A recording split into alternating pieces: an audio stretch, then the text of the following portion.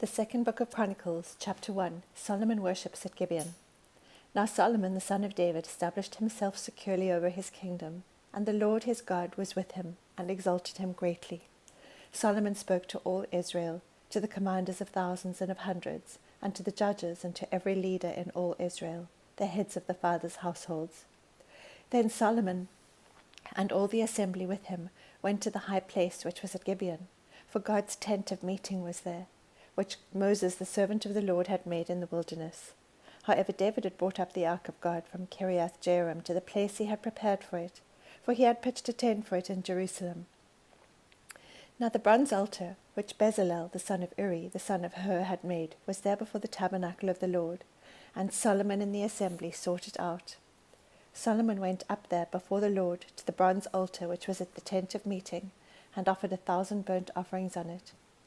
In that night God appeared to Solomon and said to him, "Ask what I shall give you."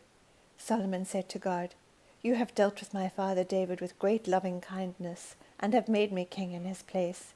Now, O Lord God, your promise to my father David is fulfilled, for you have made me king over a people as numerous as the dust of the earth.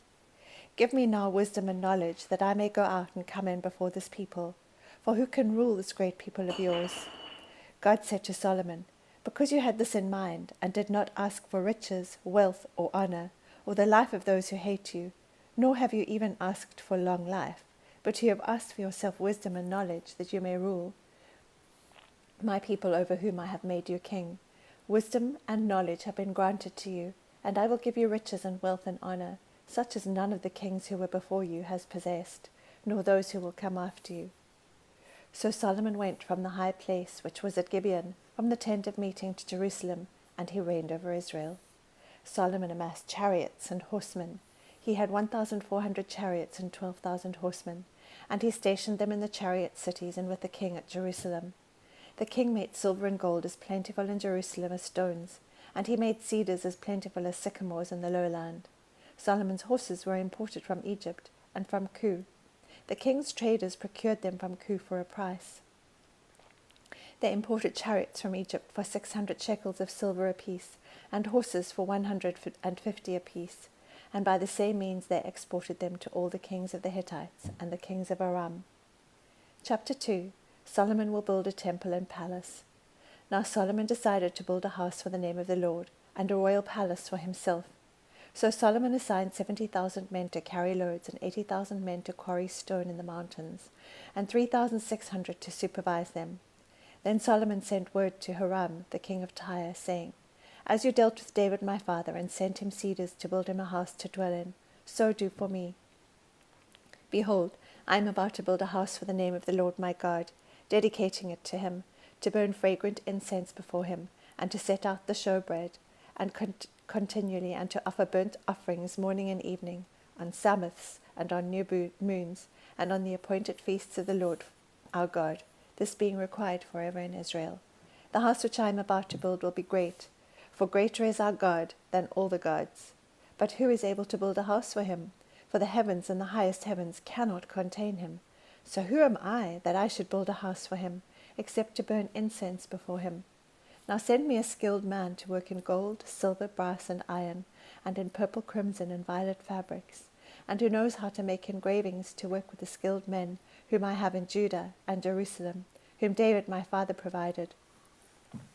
Send me also cedar, cypress, and algum timber from Lebanon, for I know that your servants know how to cut timber of Lebanon, and indeed my servants will work with your servants, to prepare timber in abundance for me. For the house which I am about to build will be great and wonderful. Now behold, I will give to your servants, the woodsmen who cut the timber, 20,000 cors of crushed wheat, and 20,000 cors of barley, and 20,000 baths of wine, and 20,000 baths of oil." Then Hiram, king of Tyre, answered in a letter sent to Solomon, "Because the Lord loves his people, he has made you king over them." Then Hiram continued, "Blessed be the Lord, the God of Israel, who has made heaven and earth, who has given King David a wise son, endowed with discretion and understanding, who will build a house for the Lord and a royal palace for himself. Now I am sending Huram-Abi, a skilled man, endowed with understanding, the son of a Danite woman and a Tyrian father, who knows how to work in gold, silver, bronze, iron, stone, and wood, and in purple, violet, linen, and crimson fabrics, and who knows how to make all kinds of engravings and to execute any design which may be assigned to him, to work with your skilled men and with those of my lord David your father. Now then, let my lord send to his servants wheat and barley, oil and wine, of which he has spoken.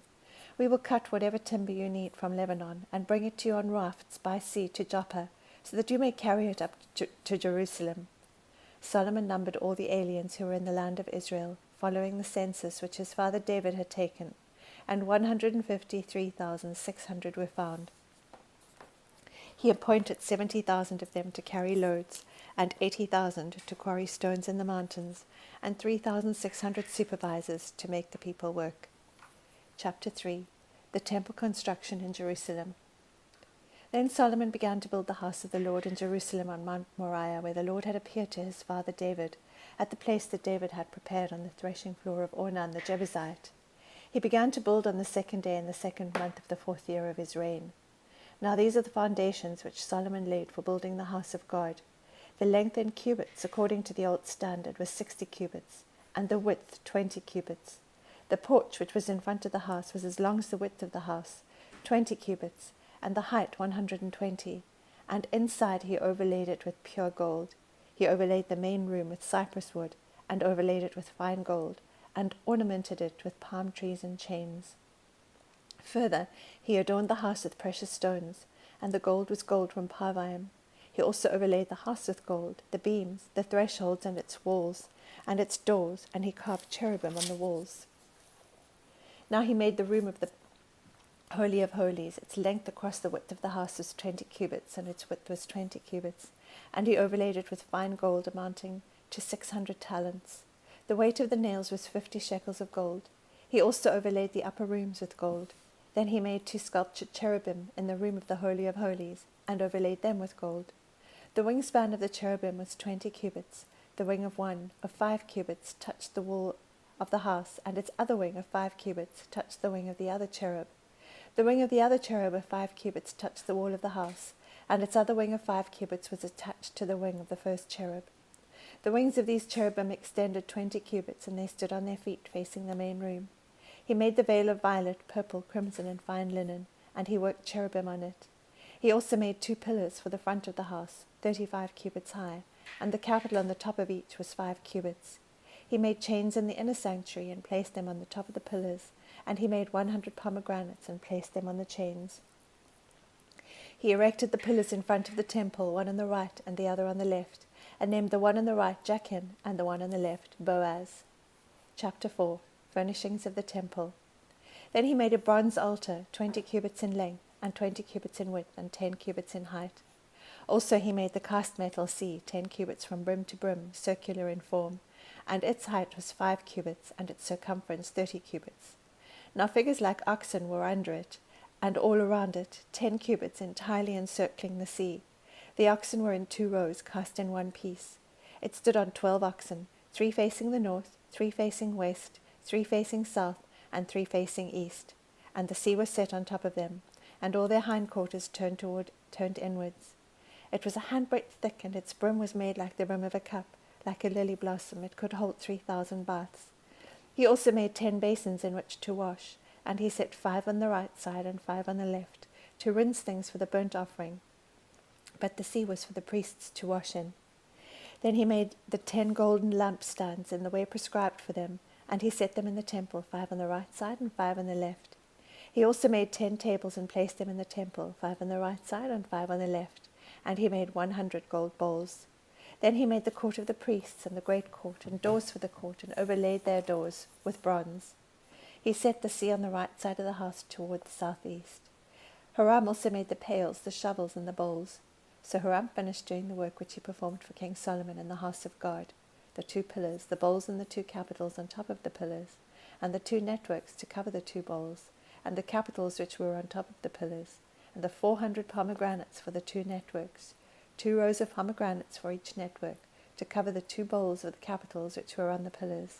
He also made the stands, and he made the basins on the stands, and the 1 sea with the 12 oxen under it, the pails, the shovels, the forks, and all its utensils, Huramabi made of polished bronze for King Solomon for the house of the Lord. On the plain of the Jordan the king cast them in the clay ground between Succoth and Zeradah. Thus Solomon made all these utensils in great quantities, for the weight of the bronze could not be found out.